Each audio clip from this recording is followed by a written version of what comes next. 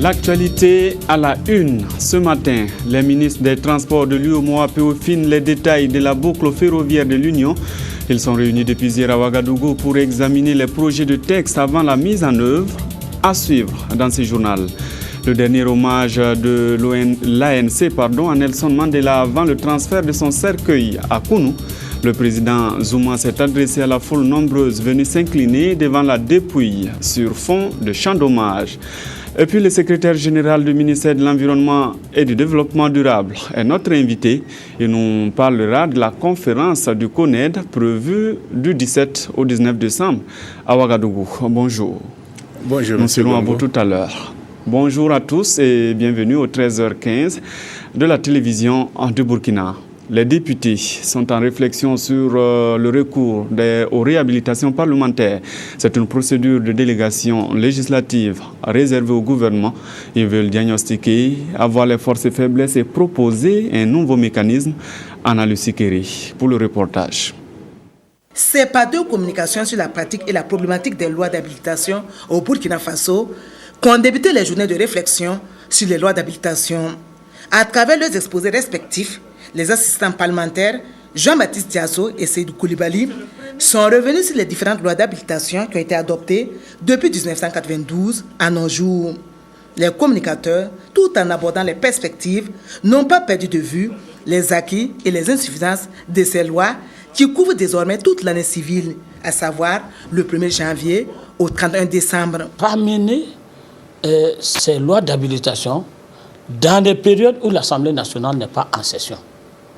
Premièrement. Deuxièmement, restreindre la durée de l'habilitation qui est donnée au gouvernement. Et troisièmement, veiller à ce que les ordonnances qui sont prises par le gouvernement, ces ordonnances soient déposées et délibérées à l'Assemblée nationale. Sinon, le recours aux lois d'habilitation, ce recours-là, c'est constitutionnel. La tenue des journées de réflexion de la KJDH, la Commission des affaires générales institutionnelles et des droits humains à Koudrou, dans la cité du Cavalier Rouge, a été saluée par le gouverneur de la région du Centre-Ouest. Je voudrais saluer en tout cas cette initiative de venir à Koudrou. La présence ici aujourd'hui, en tout cas, témoigne de la confiance que les honorables députés placent en la région du Centre-Ouest et au chef-lieu. Et je souhaite que les travaux se passent dans la paix, dans le calme et la sérénité. Le président de la KJDH n'a pas passé sous silence l'importance de leur journée d'échange. Nous travaillons en synergie pour le développement de notre pays et nous savons exactement quelles sont les urgences du gouvernement, mais nous voulons aussi que la loi soit respectée pour la sécurité de tous, de nos partenaires au développement, mais aussi permettre à l'Assemblée nationale de contrôler l'action gouvernementale. Les participants comptent, au terme de leurs travaux, formuler des recommandations, car dans le cadre de ces journées de réflexion, les députés de la commission en charge des lois, pour reprendre les propos de leur président, ont le même souci que l'ancien président du Conseil constitutionnel français, Pierre Mazeaud, qui disait qu'il ne faut pas confondre la séparation des pouvoirs et la lutte des pouvoirs, car cette séparation permet une bonne division du travail démocratique. Quant à la lutte contre les pouvoirs, elle provoque la paralysie des institutions démocratiques. Les ministres des Transports de l'UEMOA, eux, examinent les projets relatifs à la boucle ferroviaire de cet espace. Vous le savez déjà, ce projet veut relier les pays à travers les rails et faciliter les échanges commerciaux. Ils sont réunis depuis hier à Ouagadougou, dans la capitale du siège de l'Union. Dans la capitale siège de l'Union, Abdoul Rasmane Zongo. Comment booster le transport ferroviaire au sein de l'UEMOA? C'est l'équation soumise aux ministres de tutelle de l'espace communautaire. Ils examinent à Ouagadougou deux textes relatifs à la boucle ferroviaire. À savoir, rapidement, le texte qui est la décision portant programme d'action prioritaire pour le développement du réseau ferroviaire et également une directive pour l'harmonisation de réhabilitation et de construction des chemins de fer et en même temps pour les options au plan institutionnel vont permettre de booster vraiment le transport ferroviaire. L'adoption de ces textes contribuera à apporter d'énormes avantages. Le chemin de fer pourrait apporter des réponses aux problèmes de surcharge que nous connaissons sur nos routes, aux problèmes de détérioration prématurée de nos infrastructures routières liées à la surcharge et aux graves accidents de la route que nous connaissons. Donc l'UEMOA, de par donc cette grande réunion, va permettre d'apporter des réponses importantes, non seulement en termes donc de définition de réseaux prioritaires pour notre sous-région, mais également en termes donc de mise en place de mécanismes de renforcement des capacités, de mobilisation des ressources, mais de gestion de ces réseaux ferroviaires. Avec la redynamisation du transport par le train, une nouvelle ère s'ouvre en matière d'intégration et d'échanges commerciaux entre les différents peuples de 8 États membres de l'UEMOA. Les enjeux du sésame et les exigences du marché en matière de qualité, voici le sujet qui réunit les animateurs de la filière à Bobo Dioulasso. Ils se donnent 72 heures pour trouver les clés. Les Maliens ont été associés à la réflexion. Karim Sissé. Contractualisation, qualité du sésame et exigences du marché international. C'est sous ce thème que se tient cette rencontre sur le sésame. Une rencontre initiée par le projet d'appui aux filières Fonio et Sésame au Burkina Faso et qui vise à mieux structurer le marché du sésame. Ces deux dernières années, si vous avez bien remarqué, il y a une ruée vers le sésame. Et jusqu'au point où on puisse dire que le sésame est en train de remplacer même l'or. En tout cas, dans cette zone, dans l'ouest du Burkina, si vous regardez bien, c'est ce constat qu'on fait. Alors, qu'est-ce qu'il faut faire? Il faut réunir l'ensemble des acteurs de la filière, de toute la chaîne, pour discuter, voir quelles sont les exigences du marché international, qu'est-ce que chaque producteur doit faire pour avoir des sésames de qualité, afin que, au final, chaque acteur ait un meilleur revenu du travail. Pendant 3 jours, collecteurs, transformateurs, acheteurs et exportateurs du sésame vont donc échanger sur les principes de négociation commerciale et de la recherche de partenaires commerciaux. Des échanges qui seront surtout enrichis avec le partage de l'expérience du Mali. Ce projet a commencé au Mali depuis mai 2010. Donc on peut dire que nous avons un peu le droit d'aînesse sur le projet qui vient de commencer au Burkina. Donc nous avons connu des succès, on a eu des difficultés, donc on va partager avec nos amis du Burkina. Et comme difficulté, souvent le respect des engagements de la part des parties prenantes, notamment des commerçants, souvent qui ont des problèmes de respecter les engagements. Souvent c'est les producteurs quand les prix du sésame montent. Donc c'est des difficultés qu'on essaie de résoudre à notre niveau. Donc on peut partager également avec nos amis du Burkina. Les participants à cette rencontre de Bobo Dioulasso fondent un grand espoir sur ce projet. Nous, de façon générale, le sésame, comme vous le savez très bien, dans ces 3 années passées, le sésame a eu quand même tellement de valeur que nous assistons aujourd'hui à l'achat du sésame Borchamp par des sociétés étrangères, ce qui a un peu déstabilisé le marché, ce qui nous amène aujourd'hui à ne même pas avoir de repères, parce que les producteurs, aujourd'hui, ils ne savent plus quel est réellement les répondants de la filière, ils ne savent plus réellement quels sont les vrais acteurs de la filière, ce qui déstabilise aujourd'hui la filière. Au sortir de cette rencontre, les participants devraient être mieux outillés sur les principes du marché international et savoir plus sur les types de qualité que le marché international du sésame exige. Le sésame, justement, est exposé dans tous ses états à Nouna. C'est la 2e fois qu'une promotion s'organise sur le sésame dans la boucle de Mouhoun, appelée Grenier du Burkina. La foire est l'occasion d'échanger et de partager. Omarou Momenga pour le commentaire. Pour cette 2e édition de la foire du sésame, l'Union nationale des producteurs du sésame a tenu le pari de l'organisation. Une édition parrainée par le président de l'Assemblée nationale, représenté à la foire par la députée Assata Kienou. Cette initiative est la bienvenue et moi je les exhorte à travailler davantage, surtout au niveau de la qualité du produit, pour qu'il soit compétitif sur le marché mondial. La foire nationale du sésame de Nouna a également servi de cadre aux acteurs de la filière pour une conférence débat avec des spécialistes sur la question afin de mieux promouvoir le sésame. Vous voyez, celui qui fait la transformation ne connaît pas forcément celui qui achète ou celui qui produit. Ça leur permet aussi de voir d'autres façons de faire. Bon, j'ai visité tout à l'heure les stands de l'IRD qui travaillent à améliorer la qualité de notre sésame. Une chose est de produire, mais une autre chose est de mettre sur le marché des produits de qualité. Organisée autour du thème l'interprofession, quels enjeux pour les acteurs de la filière sésame, cette foire vise à offrir au sésame une place de choix parmi les produits d'exportation du Burkina Faso. Il faut dire que la demande en sésame au niveau du Burkina dépasse très largement l'offre. En 2012, il y avait une demande exprimée de 150 000 tonnes. Nous n'avons fourni que 100 448 tonnes. Cette tribune de promotion du sésame a connu la participation des producteurs, transformateurs, acheteurs, bref, la participation de tous les acteurs de la filière sésame. Je pense que c'est une occasion qu'on offre à tous les acteurs de se rencontrer, de partager quand même les expériences et de mener des échanges. Et réellement, c'est très promoteur. Une occasion pour récompenser les meilleurs producteurs de la spéculation venus des 13 régions du pays. Pour mieux connaître les oiseaux migrateurs des acteurs échanges à Ouagadougou, la législation, leur habitat sont entre autres les informations à donner et à recevoir. Le but est de valoriser les législations environnementales. Kadi Sanogo. Avec plus de 250 espèces d'oiseaux, dont environ 150 migrateurs, le Burkina Faso constitue une zone de transit et de séjour pour des milliers d'oiseaux migrateurs.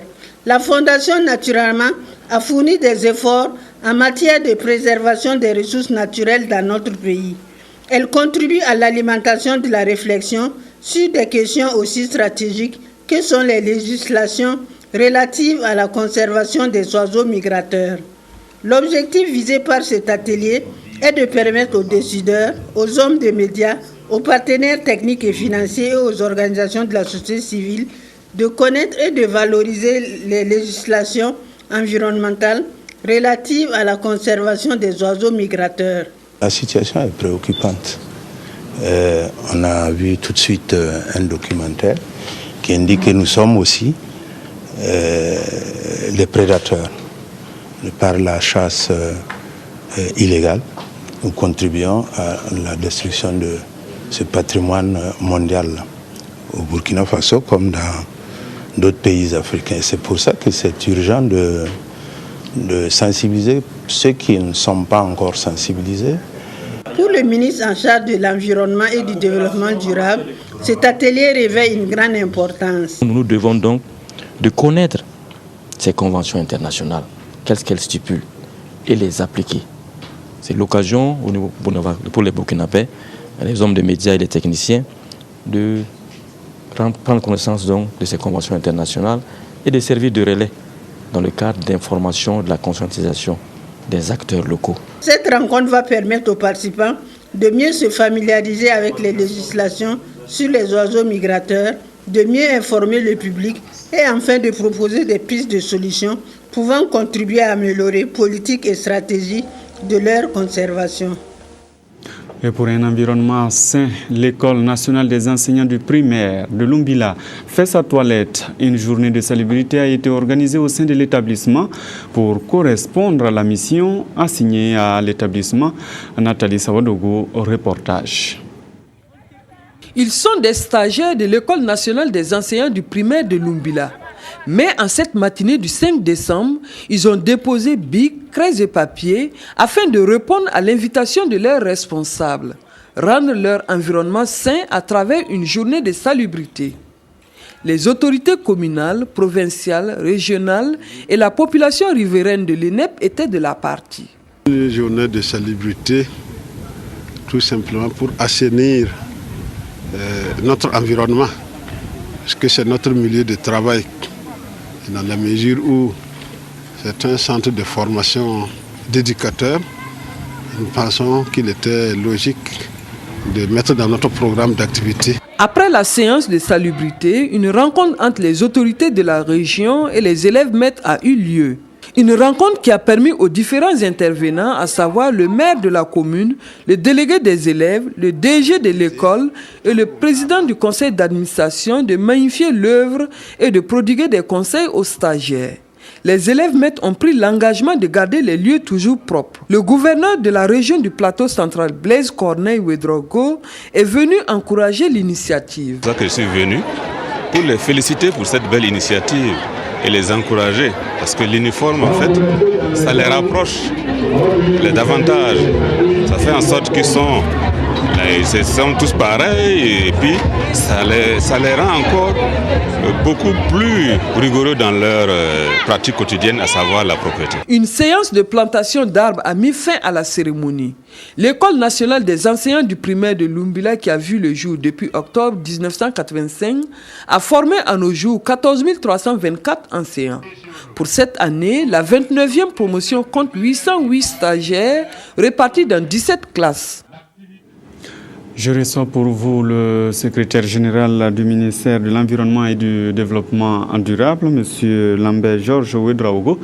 Il est venu nous parler de la conférence du CONED. Le CONED, c'est le Conseil national pour l'environnement et le développement durable. Bonjour. Bonjour, M. Congo. Voilà. Déjà, en quoi consiste la conférence du CONED ? La conférence du CONED est un organe statutaire en fait du Conseil national pour l'environnement et le développement durable. Donc nous avons 3 organes essentiels. Il y a la conférence elle-même qui est l'organe suprême, l'organe d'orientation et de conseil. Et également nous avons l'autre organe qui est le secrétariat permanent du Conseil national pour l'environnement durable, qui est l'organe qui est rattaché au niveau du ministère de l'Environnement et du développement durable et qui est chargé de mettre en œuvre les recommandations et toutes les décisions qui sont prises au niveau de la conférence. Puis nous avons également mis en place des commissions spécialisées. Chaque conférence met en place des commissions spécialisées pour traiter de thématiques spécifiques pour proposer des orientations, des solutions au gouvernement, aux politiques de façon générale, mais également au secteur privé, au secteur des collectivités territoriales, pour effectivement voir dans quelle mesure nous pouvons contribuer ensemble à la préservation de l'environnement et également au développement durable du Burkina Faso. Et la conférence se tient chaque 2 ans? La conférence en principe se tient tous les 2 ans. Malheureusement, pour des raisons, pour certaines contraintes, nous n'arrivons pas à respecter ce calendrier. La première conférence a eu lieu en 2002.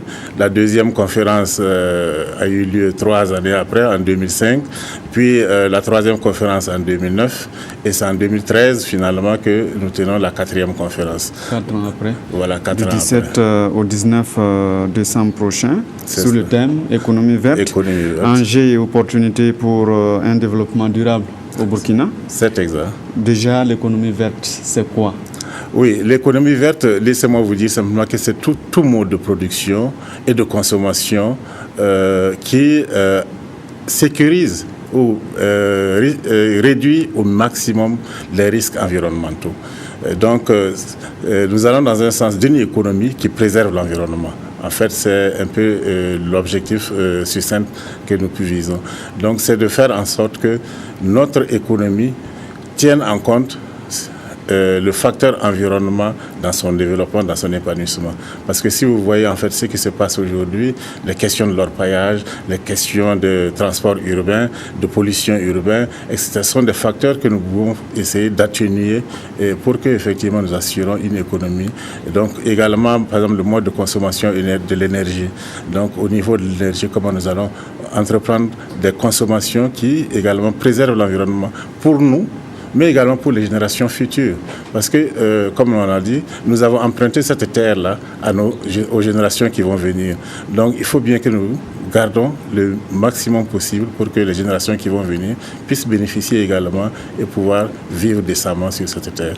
Vous avez évoqué le sujet, l'orpaillage. Voilà. L'or est devenu le premier produit d'exportation depuis 2009. Oui. Malheureusement, il y a le côté environnement qui prend le coup. Au niveau du ministère, comment vous vivez cette situation?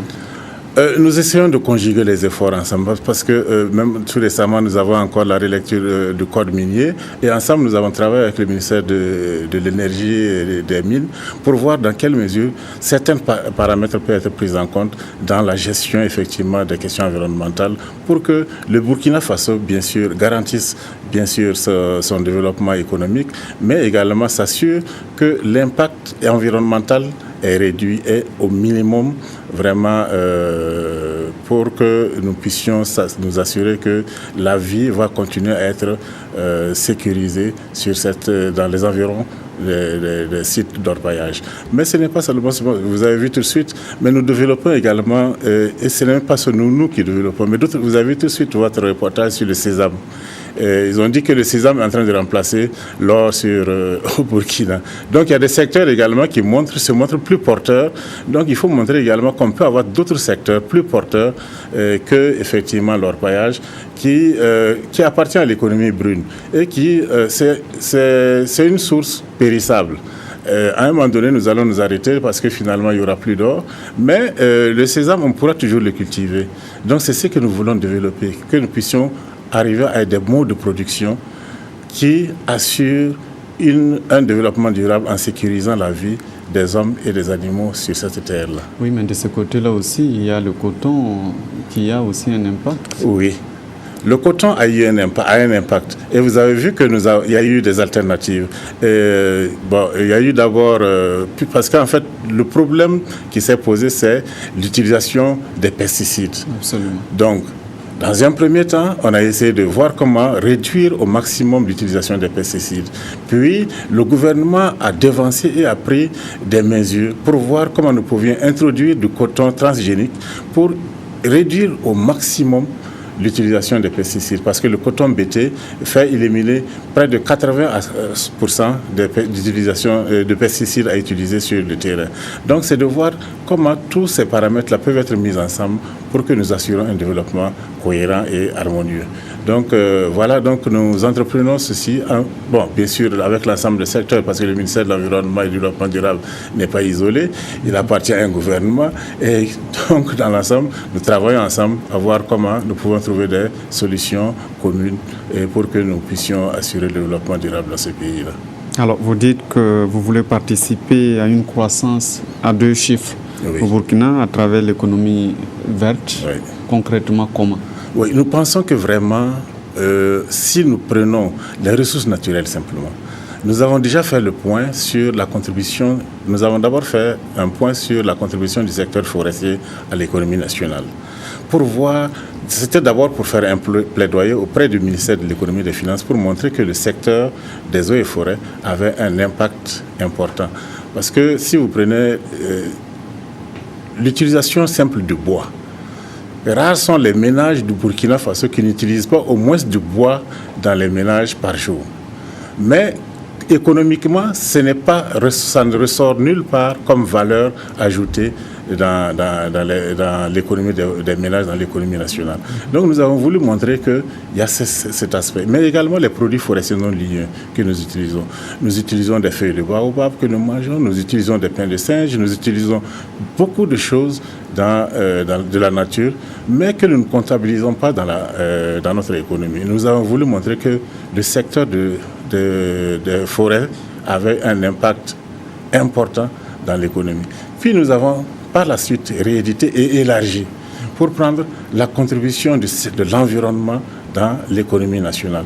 Et nous avons montré effectivement que nous pouvons aller à plus de 20% d'accroissement du PIB si nous mettons en fait les moyens pour effectivement, dans le secteur, pour effectivement assurer la croissance à ce niveau-là. Donc il y a des possibilités. Si vous voulez également, nous prenons un exemple au niveau des, au niveau des transports. Le transport, ça c'est l'homme même qui risque sa vie quotidiennement. Les pollutions atmosphériques que nous avons. Mais aujourd'hui, nous avons des maladies et que nous avons des difficultés pour situer les origines de ces maladies. Et nous savons qu'il y a des gaz qui sont dégagés et qui sont cancérigènes, qui sont toxiques pour l'homme dans la nature. Et donc, si nous arrivons à voir comment déjà réduire la facture due à l'émission de ces gaz-là, nous saurons certainement réduire la facture liée à l'hospitalisation, donc au traitement des hommes, etc., etc. Donc déjà que le pain, du moins quotidiennement, chaque ménage économise déjà quelque chose au niveau déjà santé, pour la santé. Au niveau donc des dépenses des ménages. Exactement. Et ici à Ouagadougou, au cours de ces 3 jours d'échange, qu'est-ce que vous allez vous dire pendant cette 4e conférence? Alors, nous nous sommes fixés d'abord, il y a des éléments statutaires.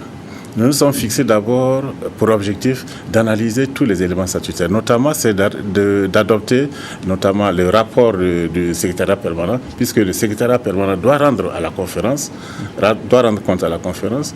Donc, nous allons statuer sur le rapport du secrétariat permanent. Puis nous allons analyser l'état de l'environnement du Burkina Faso, parce que depuis chaque 4 ans également, nous faisons l'état de l'environnement du Burkina Faso. Donc nous allons introduire ce dossier-là pour avoir la perception et également les avis de toute la communauté, pour effectivement finaliser ce dossier-là, pour nous permettre d'avoir un document définitif pour le Burkina Faso. Donc voilà un peu. Et puis le programme d'activité du SPCONET que nous allons définir pour les prochaines années à venir. Donc nous allons statuer également sur ces questions-là. Voilà. Et par la suite, nous pensons qu'il faut discuter également de thématiques émergentes. Notamment aujourd'hui, le Burkina Faso a adopté depuis le 18 octobre 2013 la politique nationale de développement durable. Le gouvernement a adopté la politique nationale de développement durable et nous pensons que c'est un thème extrêmement important. Parce que nous sommes actuellement en train de mettre en œuvre la SCAD, la stratégie accélérée de croissance accélérée pour le développement durable et le développement durable. Oui. Maintenant, au sortir de la SCAD en 2015, qu'est-ce que nous allons faire? Nous allons certainement poursuivre avec le développement durable.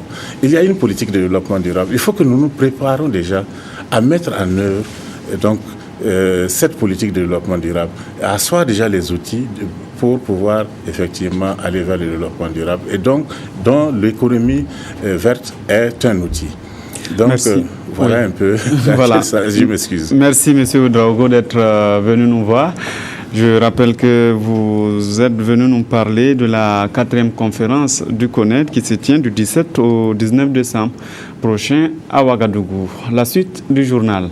Les élus et leaders d'opinion du Namantenga apprennent à connaître l'école de qualité amie des enfants. C'est un modèle qui tisse un partenariat entre les écoles et les communautés. La formation a porté sur le rôle de ces leaders dans sa mise en œuvre. Ernest Kambiri. L'approche école de qualité amie des enfants est conçue pour accompagner le processus de décentralisation à travers l'implication active des acteurs clés qui sont les élus locaux et les leaders d'opinion. En phase d'expérimentation dans les écoles et établissements du Nemetenga et du Ganzourgou, l'école de qualité amie des enfants constitue un facteur idéal de redéfinition de la qualité de l'enseignement au Burkina. Avec la mise en œuvre du PEDEB, la question de l'accès a été en grande partie réglée. Vous voyez, on a construit beaucoup d'écoles. Maintenant, le plus gros problème qui se posait est la question aussi de la qualité. La qualité de l'éducation, la qualité des enseignements-apprentissages, la qualité du dispositif de l'environnement scolaire dans son ensemble.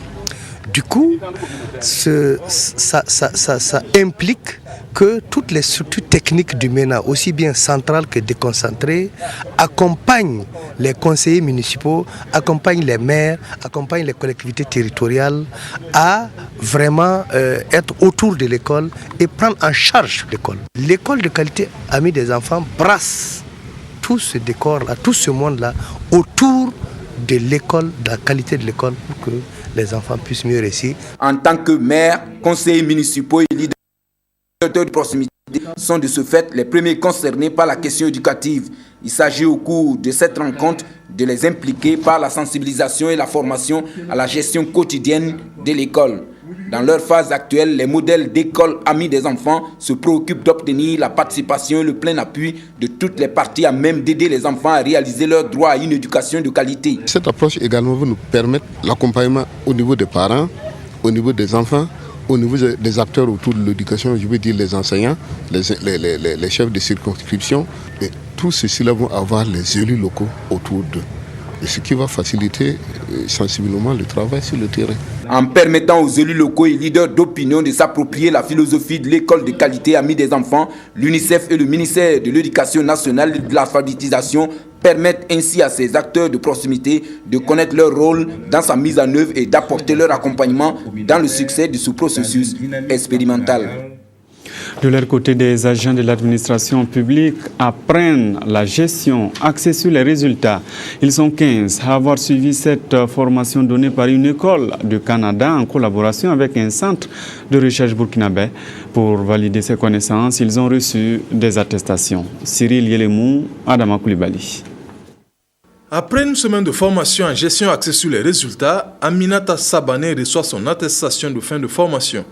Tout comme elle, 13 participants ressortent de l'École nationale d'administration publique et du groupe de recherche et d'analyse appliquée pour le développement de connaissances en gestion axée sur les résultats. C'était une première de prendre part à une formation par vidéoconférence. Il était question de la gestion axée sur les résultats pour permettre d'améliorer les compétences dans nos différents services. Cette première promotion de Ouagadougou est le fruit du partenariat d'intérêt partagé entre Burkina Faso et le Canada. C'est la fierté de voir les cadres burkinabés bénéficier de la formation offerte par grade en partenariat avec l'ENAP du Canada. Voir les burkinabés graduer d'un cours en gestion axée sur les résultats me rend fier. Avec ses lauréats, le groupe de recherche et d'analyse appliquée pour le développement entend créer un cadre d'échange permanent. La commune rurale de Gassan a son premier centre d'éveil et d'éducation préscolaire. Il a vu le jour grâce à un soutien français à l'Union des femmes de Gassan. Cette garderie fait partie des activités génératrices de revenus de cette association. Widia Rokiasan.